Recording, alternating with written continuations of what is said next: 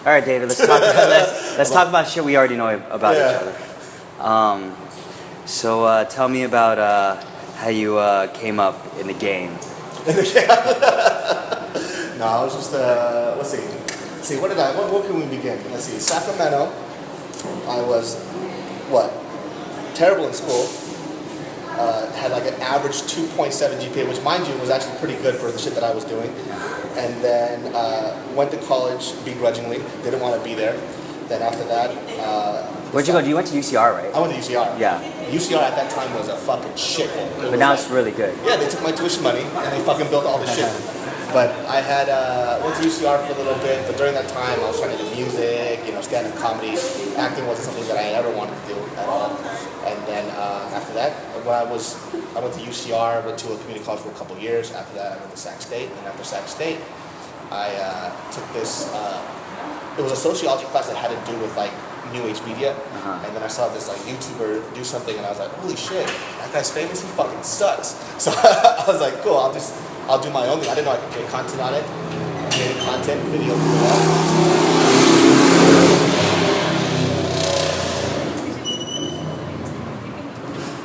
Created content, video blew up. Then moved to LA. Then I actually met you during like the first like year and a half that I was in LA, and then the rest is history. Yeah. What about you?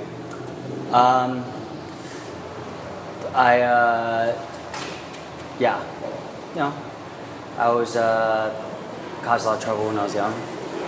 Went to college. I went to USC, but I had a 3.1, which was, I guess, good enough to get into USC at the time. Now it's like you need like a 4.8. Yeah. I majored in business, but after doing an internship in Silicon Valley, realized I don't want to have anything to do with finance or tech or any of that stuff. So I started acting at like 19, 20. And I enrolled in school, like a 2-year program, and I fell in love with it and just climbed the ladder. And through being in other people's projects, I just realized that I didn't want to always be someone's bitch forever. What was the first thing you ever booked? I think in the beginning I booked did a bunch of commercials. I did a commercial for Toyota. Actually, the commercial I did was right here in Little Tokyo. Oh shit. At the Japanese center. Okay. With all the glass, and basically it was really funny because there's like different spots, right? Mm-hmm. So they had like they're handing out, okay, you're gonna represent Tacoma as a rugged guy. You're gonna represent Camry, and then I was like, oh, so what's my? They're like, you're gonna represent Corolla. I was like, fuck. Damn it. But I did a bunch of commercials, and then I got my SAG card from doing extra work. So I know what it feels like to be an extra sucks. So I have a lot of sympathy for them. So and directing just came naturally from being on set so much. Okay. That's basically how we're here right now, right? Awesome. Yeah. So tell me your dreams about wanting to make music. I guess when I started out, well, first of all, my dad's a pastor. Yeah. Every Korean kid that has a pastor as a father knows how to play the guitar. Yeah. Because we had to do it at church. Yeah. And then I used the guitar to talk to women. Yeah. And from then on, I tried to make that into a career. But it wasn't something that I really wanted to do. I think in the long stance, just because it was more fun. Yeah. And it wasn't something I wanted to make it into work. And with music too, it's more than just music. There's a whole package that comes on behind it. And so with comedy, it was something that was more natural to me anyways. Yeah. And so when I would sing, I would always I was so nervous, I would just talk, so it just ended up being stand-up anyways. Yeah. And then I remember people were like, oh, it's like, yo, you're that stand-up comedian that sings, right? I'm like, no, I'm a musician. And so I had an inclination towards comedy anyways. Yeah. So that's what's cool about acting though is whatever skills you acquired during your life, it's all useful because I think you end up using everything at one point or another. Yeah. So it's like nothing goes to waste. It'll be used at some point. It's weird because I see a lot of people trying to, a lot of my friends who are actors because they didn't do a lot of things when they were younger, they're trying to make up for it now. So they're trying to do boxing classes so they can diversify their portfolio a little bit. They're trying to learn how to play basketball, learn how to do stuff they never did before. So it's interesting, like watching a child trying to walk again. Like, yo, how do you shoot a basketball? I'm like, you're fucking 30 years old. You don't shoot a fucking basketball? Like, what do you mean? You know? So it's weird because like you have like this roles for me to like shoot a basketball. I want to make sure it looks good. And I was like, you don't know how to do that? And then like because for me, like even when I was younger, I took Muay Thai. I did like a year of like BJJ. I did, you know, just because I wanted to try a lot of different things. So all these stuff like I never thought I would be able to use or actually use it when you become an actor or something. No, but I was the same way. I was just really mediocre at a lot of stuff. But you know, it's cool because you know, I've done a film where I'm a golfer. I've done a film where I'm a tennis player, and all those things. Like, you know, I've done a film with martial arts. I've done a film like playing music, and all those things. Because I've done it a little bit, like I was like halfway there. And then, but it was cool because whenever you get a part like that, you get to hyper focus on that thing, and you actually like for that time get really good at it, which is cool. But there's like a base. There's a base there. So as far as Gook, what did you think about the script, and what did you think about the project when I approached you about it? Man, you approached me a long time ago. It was like years before we started. It was like, what, 2 years before you already conceptualized it probably at that point, but we were just going back and forth about originally, I mean, just even making it into a shoe store, which was already accessible, which is why, you know, we went that route. But it was kind of interesting just because like, you know, for me, like being in a part of a film or even doing film in general isn't something that I thought at that point in my life I wanted to do, just because I just didn't feel prepared. I was just stuck in my room and I was just doing stand-up comedy, so film wasn't like the natural jump for me. You know, like a natural jump would mean this, you know, maybe chill off of YouTube, chill off of stand-up, start taking acting classes, and then kind of move forward from then on. You know, so that jump was a little bit bigger than I expected. And then at that time, you were talking about co-directing it, which I didn't think it was going to be a good idea in a way, because I wasn't sure I could even be a part of the film in that kind of aspect anyways.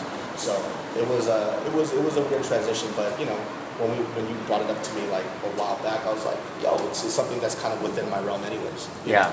It has to do with growing up as an Asian American in the like early 90s, late 80s and stuff like that. So it was already something that emotions that I already felt. The character was already catered towards me anyways. So at that point, it was something that was very doable, but it was still going to be a challenge. So I just had to really kind of like sit and think on it before I even took on the project. But you know, it was fun. I think that's sort of like the magic of YouTube, the YouTube sort of world, because you get the sense that anything is possible. I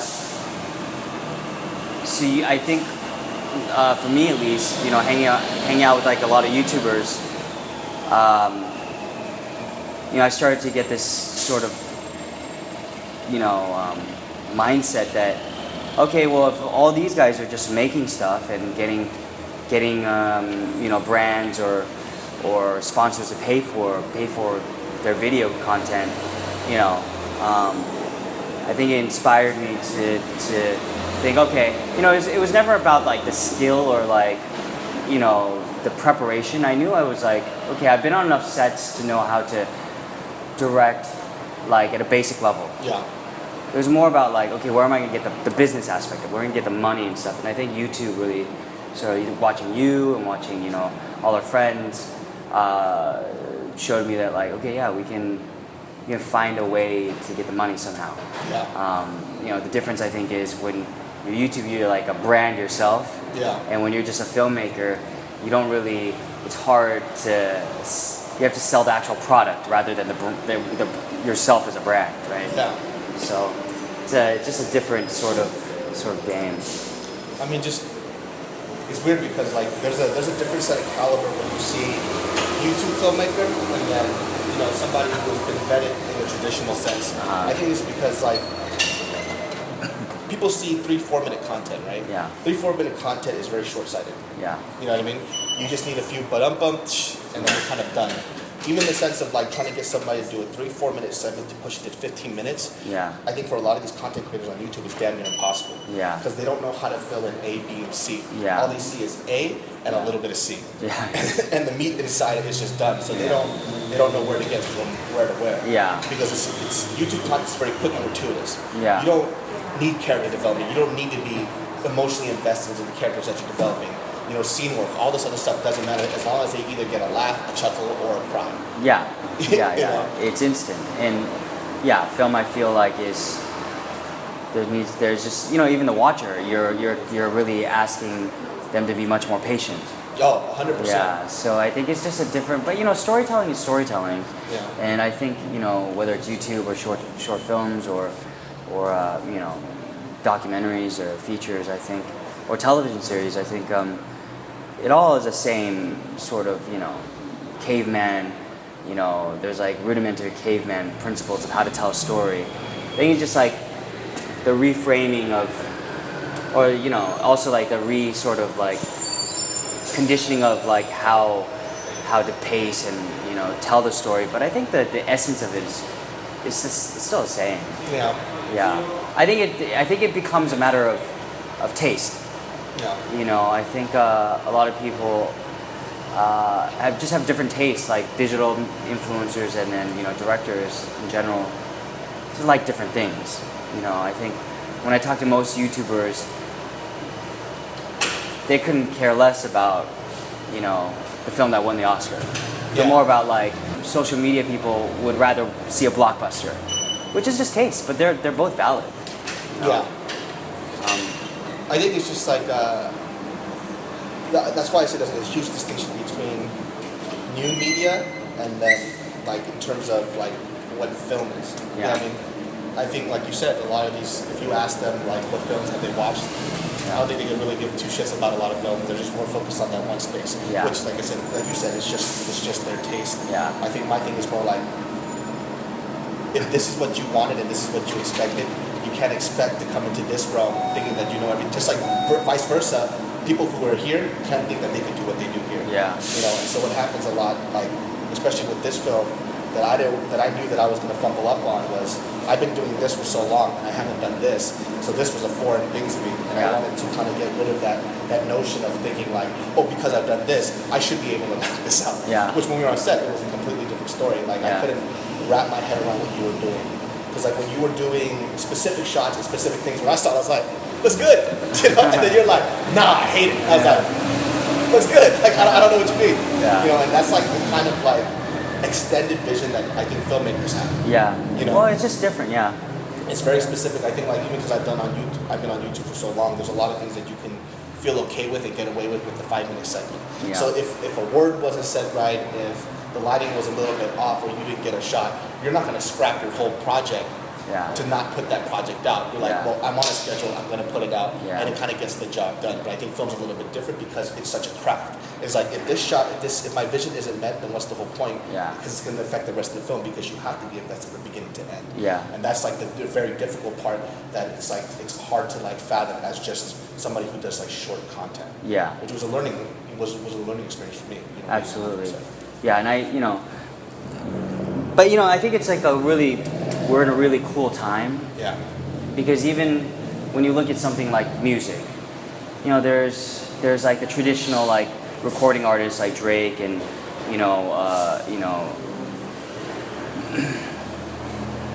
but then like you have people like Chance now and I've been really into there's all these SoundCloud artists now. I think it's so cool because it's like it's kind of like in a way like YouTube. The people kind of get to vote and you see how many plays they get. Yeah. And it's like undeniable when you see somebody has millions and millions of plays that people like it. Yeah. But yet they're operating independently. They're not molded also by the industry. So it's like really exciting, Like I've been really into like XXX Tentacion or like Little Push and like those kids are crazy. Yeah. But like it's so cool that they have their fan base and they make such a great living, but it's like dictated by the audience. And that to me is really exciting about like where everything's going. And I hope, there's always, the U.S., capitalism is always trying to find a way to corporatize, media or art 100%, or art, yeah. But I'm like, I'm just excited for like what there is in the future and on how like people can create really innovative stuff without relying on. I mean, it's becoming more and more difficult because like when YouTube started at that time, YouTube was a platform where there wasn't a monetary incentive. Yeah. You literally created just to create. So the creativity level on YouTube was insane because everybody's channel was a little bit different. Yeah. There wasn't a working model to take off of because there wasn't money involved. Yeah. So if money isn't involved, you literally just create just to create. Yeah. So now, like what you see on a platform that becomes corporatized like YouTube now, where Google owns it now, and there is a lot of like money involved in it. Everybody's channel starts to look exactly the same. Yeah. Which was a little bit disheartening for me because like I used to be, not only was I a creator, I was also an avid watcher of YouTube. But now that when Watch Vimeo. Yeah, Vimeo's like Vimeo still has Vimeo's still pretty. They're pretty artist driven, and there's no I mean Vimeo will help pay to get your short made, but most people make it because they love there's a huge artistic community on Vimeo that like support each other, and like and I'm fans of a ton of them. But yeah, YouTube has been that's, I guess that's the argument is like when you're say do a film through a studio or you make an album through a label, they'll put up because they have the resources for a real like P&A budget and these things that help you reach a wider audience. But like those SoundCloud artists and stuff, they're still finding their audience, and I feel like YouTube was like that. But there'll be something else, there'll be something else. There's always like creators and innovators that's going to exist in that space. Even you just went to Paris. And I was just in Amsterdam, and I went to like the Van Gogh Museum, and I was like, reading about him, and I'm like, this motherfucker's just like me, because like he's just like he had his like art that he wanted to do, and he had all his homies that like thought the same way, but then he was trying to do portraits because he knew like that's how people made money back then. Is like you draw portraits, something so you want to get better portraits. So it's like, how is it different, like hundreds of years ago than now? Like now, like I'll do something for money, like that's more commercial because I need to make a living, and then I'll do indie films like because I love that, because of the art of it. But like, I think it'll be like this forever. Yeah. Mona Lisa, I just saw that and shit. That shit was whack. That shit. So now as an actor, and now honestly as a director, like what inspires you now, especially on your next projects, and what inspired you before to even work on this project? Well, I think, because this film had a lot of social issues, I don't want to make just social issues films, but this was a huge eye-opener as to if you make a compelling piece of art, how much it affects people and how much reach it has. So I'm just thinking, sort of, I have this platform where people might possibly listen to me if I make something else. So I'm just thinking how to utilize that for something that can possibly bring awareness to something, and then I think it's like bring awareness to something I care about, and then something I can also be passionate about. If those two things mix, I think that those are the type of projects I'm looking for. And the things that continue to inspire me are like people who just get it done and that are just artistic and have no boundaries, like those SoundCloud artists. Like I love that shit. I love like X and what he's doing, and like I love in all spaces like what they're doing. They don't care what they're gonna stay true to themselves, and that's what I hope to not lose as I continue my career. Yeah. How about you? What inspires you, and what continues to inspire you? I don't know, man. It's funny because like with the with the whole Sundance thing happening. Number one, I didn't think we were getting Sundance. Like so because it was such a far.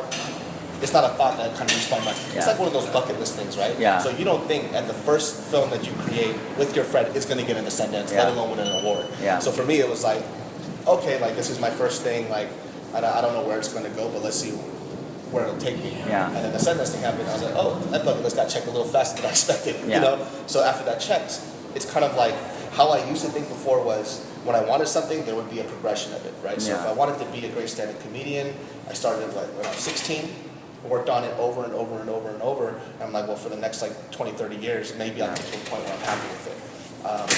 But the Sundance thing happened, I mean, like in a year-ish, you know what I mean? Like it was a lot quicker than I expected, so that kind of caught me off guard. So now I'm thinking about, well, what is the next thing? What is the next thing that's going to push me? Because I like living by not expectation, but by challenges, right? So what is the next challenge that I'm going to have to do to try and reach? And so at this point, I'm actually trying to figure that out. It's like maybe I actually prefer creating than maybe enacting in somebody else's own stuff. So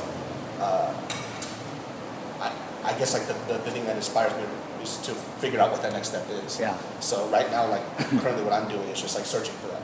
So what is that goal that's going to really push me hard to really kind of like hone this craft that I really want to be a part of? Yeah. So when we were doing Gook, like I canceled everything out. Like I hired the whole team to manage everything else while we worked on Gook. Yeah. You know? So that was the sacrifice I pushed because I had a very specific goal. So as of right now, like in terms of like where I want to go, I actually haven't figured it out in a very like specific way. But I do know that it's going to be somewhat in film. Yeah. So I'm trying to search for that inspiration to get to a very specific point. Yeah. Cool.